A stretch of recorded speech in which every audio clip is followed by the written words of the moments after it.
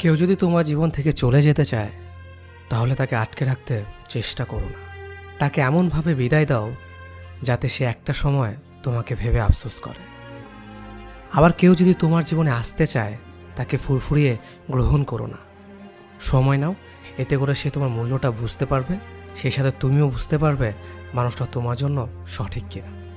হুট করে চলে আসা কেউ ফুরুত করেই উড়ে চলে যায়। যা অল্পতেই পাওয়া যায় তার ওপর মানুষের গুরুত্ব কম। যে হঠাৎ চলে আসে সে না পারবে তোমাকে বুঝতে, না পারবে তুমি তাকে বুঝতে। অর্থাৎ চলে যাওয়ার রাস্তাটাও তখন বের হয়ে আসে। একটা 10 তলার ভবন বানাতে যেমন পরীক্ষা করতে হয়, তেমনি কেউ নিজের হৃদয়ে জায়গা দিতে হলেও মানুষের পরীক্ষা নিতে হয়। এতে করে তুমি যেমন ভবনটা নির্মাণ করতে পারবে কিনা সেটাও বুঝতে পারবে, তেমনি মানুষটাও তোমার জীবনে সঠিক কিনা সেটাও ধরতে পারবে। পাওয়া আর হারানোর মাঝে ছোট্ট একটা লজিক আছে। তুমি যা পেয়েছো সেটা তুমি কিভাবে পেলে, যে তোমাকে পেয়েছে সে তোমাকে কিভাবে পেল। যদি খুব সহজে একে অপর পেয়ে যায় তাহলে খুব সহজেই একে অপরকে হারিয়ে ফেলবে। এটাই বাস্তব।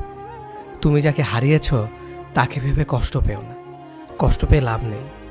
বরং এটা ভেবে নাও তোমাকে হারিয়ে তার কি ক্ষতি হলো। আর সে এমন একজনকে হারিয়েছে, সে তাকে ভালোবাসত। ভালো রাখতে হলে বেশি কিছু ভাবতে হয় না, ছোট্ট দু একটা রুলস মানতে পারলেই হেব্বি ভালো থাকা যায়। যে আসতে চায় তাকে সময় নিয়ে আসতে দাও, যে যেতে চায় তাকে বিনা কারণেই যেতে দাও।